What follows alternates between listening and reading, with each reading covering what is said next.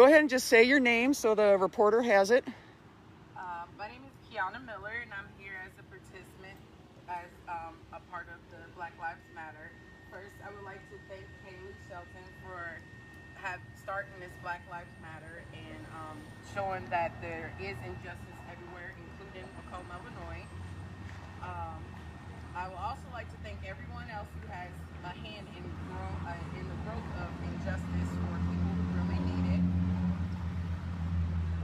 So I have my share of run-ins with the law here in Macomb countless of times while going to school here. I became a target of McDonough County Police Department. Long story short, I have a history of mental health problems and attempts of suicide. When my best friend passed away February 11, 2012, and my little brother passed away 35 days after that on March 16, 2012, I didn't breathe properly and I started to self-medicate with alcohol and pills, which led to a suicide attempt. I was not coherent for the first 4 days of being in jail, but during that time, Officer May came into my cell and tried to bribe me to work for him and help him set people up, including my brother. I denied, and I told my public defender at the time, and nothing was done. While Officer Mays was on the stand, he gave me this book that would kill me. If books could kill, I would be dead. I'm so terrified, and so is my aunt, to where she said something in the courtroom during the trial, and nothing was done. I pled to the judge to give me rehab, and to my public defender at the time, and their decision for me was prison for 5 years for my first time ever getting in trouble. When I was released in 2017, I came back to Macomb and I was harassed by the police anytime a residential burglary happened. They would ask me questions and then they said it fit my MO. I moved away for a little bit, and I ended up coming back to Macomb to be around my family because I was pregnant. When I came back to Macomb, one day I was walking to the store to meet a friend, and I ran across Officer Mays, and he stopped me and asked if I've been in trouble, and I told him no, I'm pregnant, and I have changed. He laughed and then said, "Congratulations, is it a boy or a girl?" And I told him it was a boy, and he laughed and he said, "I can't wait to arrest your son." My heart dropped to the ground, and I told him to have a good day, and I walked away with my eyes filled with tears. On March 10th, an incident occurred where I had a verbal altercation with a lady who tried to run me and my son over twice with her vehicle. I tried to do the right thing and called the police and put harassment charges on her. Only one officer came to make a report. I called several times prior to March 10th, and no one answered the phone. They were justified as she didn't see me walking. Remind you, she was laughing as she was doing it. So I'm completely terrified of my life and my son's life here in Macomb. Not just of the residents, but the police. During this incident with the lady, she had threatened to run me and my son over again, and I lost my temper just a little bit, but not too much, and I picked up a sanitized bottle and chucked it in her direction, and it never touched her.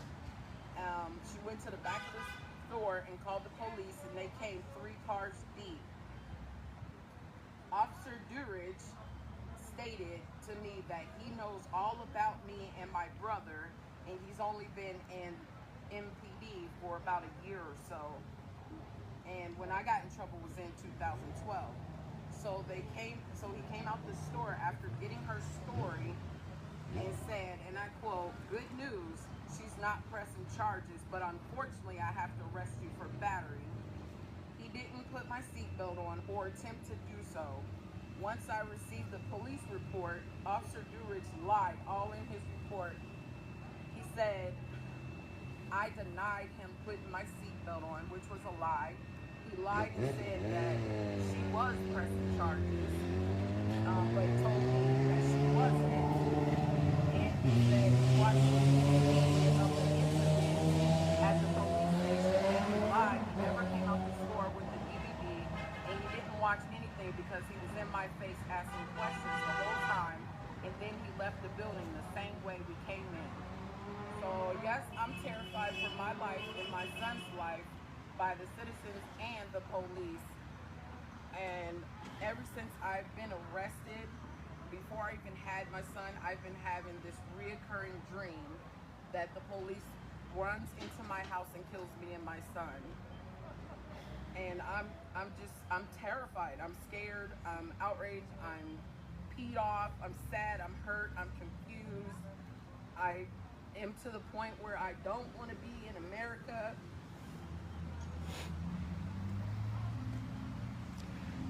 And some days I wish I was a whole nother color just so I can get a better chance at life. Thank you guys for listening to my story. It's okay. Take your time. Keianna, can you talk a little bit about, if you're up to it? Tell you what, let me take a break. Are you up to talking a little bit about the manager of that store and his statement? Okay, go ahead. Later on, after the incident, I ran into the manager of the Circle K gas station at Walmart, and he told me he had to do his own investigation to see if he had to ban me from the store or not. And he asked the lady if she was ever hit with the bottle, and she told him no, she just likes making my life a living hell. And so he said that he's not going to ban me from the store, but the police and the state's attorney is trying to lock me up for 365 days because of my background. And it's not fair at all. It's not fair at all. It's not fair. I have other witnesses stating that they've heard this lady threaten to run me and my son over countless of times. I've tried to call the police. They don't answer the phone. They dismiss me, but if it's me on the other end, they're there, quick, fast, in a hurry, trying to arrest me. And I really don't know what to do. Would you talk about the case that was dismissed against you when you had red hair? Oh. 1 year here going to Western, red hair was in for everybody. Blacks, whites, everything. Red hair was in. So I had red hair one day, and I lived right back here on this one way, and I pulled out my driveway to go to the gas station, and I didn't turn my turn signal on because it's only one way you can go. And I get to a corner, and my car started idling, and a police officer there, so I try to wave him to go past, and he didn't. He stayed, and he got behind me, and then he pulled me over and said that my license was suspended, and he took me to jail. And while I was in there talking to one of the jailers, he was complimenting me on my hair, and the officer said that the only reason why I pulled her over is because black people are not supposed to have red hair. So the jailer told me to tell my public defender that, and he wrote up a statement because he said wrong is wrong, and they end up dismissing that case, but it still shows in my background. So I've been having problems with the Macomb Police Department for years. I don't leave my house unless it's something important, like now I'm outside, but after this I'm going straight back in the house because I'm that terrified. I don't want to go to the bars and relax, or I don't want to do anything but stay in the house because I'm so terrified for my life and my son's life. Like, he's only 1 year old and the police is already threatening to arrest him. He hasn't even had a chance in life yet, and they want to arrest him. I don't want to be here in Macomb. I don't even want to be in the state because how corrupt it is, and something needs to be done. And I'm willing to tell my story over and over until this is done. Any more questions?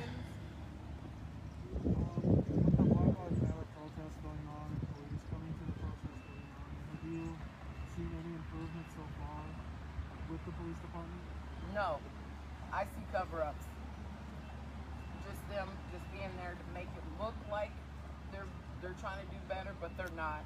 They're not at all. But I don't know who should we turn to when the people that's supposed to be there to protect us are the same ones bullying us and killing us, and there's no resolution at all. They're not trying. They're just trying to cover up everything.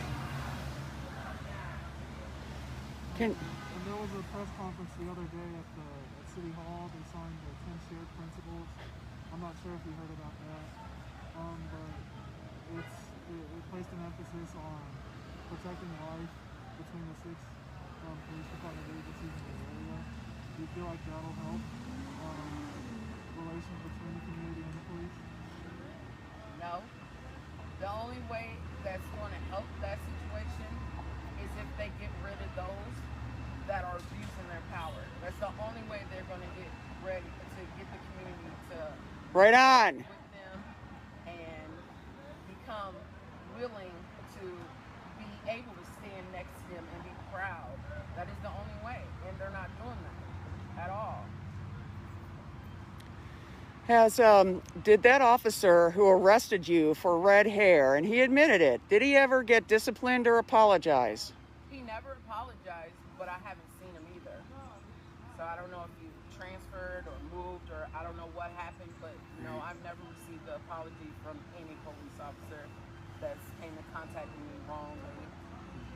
Not even Officer Mays when he slammed me on the ground a couple times. Can you talk a little bit about the abuse from Officer May? And because we have many, many complaints about this. Well, Officer Mays used to call me at 3 o'clock in the morning from his cell phone to my cell phone, and I didn't even know how he got it. And he would be trying to intimidate me and say that he's going to get me, he's going to get me. If I don't work for him, he's going to make sure my life is not good. I will see him in different places. He'll give me an evil look, like he really wants to kill me. And I believe if I stay here any longer, that's exactly what's going to happen. And I don't want it to happen. I have so much more to live for. I have so much more to offer. But they go off my path of a mistake that I made under the influence of me trying to kill myself. Mm-hmm.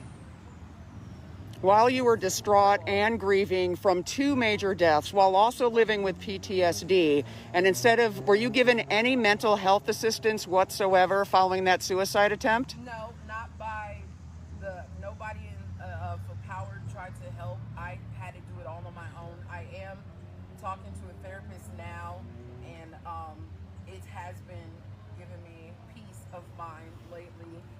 But she hears it all. Cuss words and all, but everything that happened for me good lately, I've been doing it on my own or with the help of other people. But as far as the city leaders, no, they're not trying to help anyone of color.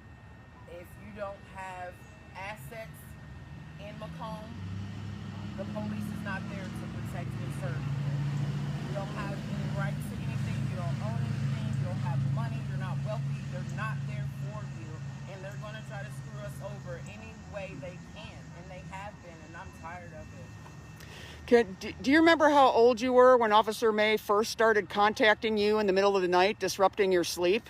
I was 22, and I was a sophomore at Western, going to school for political science, and college at the same time. My whole career is done and over with once I went to prison. They suspended my license and then they revoked it after they told me if I go to prison, I won't have to worry about fines or anything like that. And then I get out and I have a $10,000 fine. And they expect me to pay it every month, but I can't get a job. Nobody will hire me because of my past. And I don't know, man. I'm tired. I'm tired. I don't want this to happen to nobody else, but it has been happening. And since I've been speaking out and speaking to other people, they've been slowly trying to come into the light and let me know this has been going on for a while and something needs to change. Mm-hmm.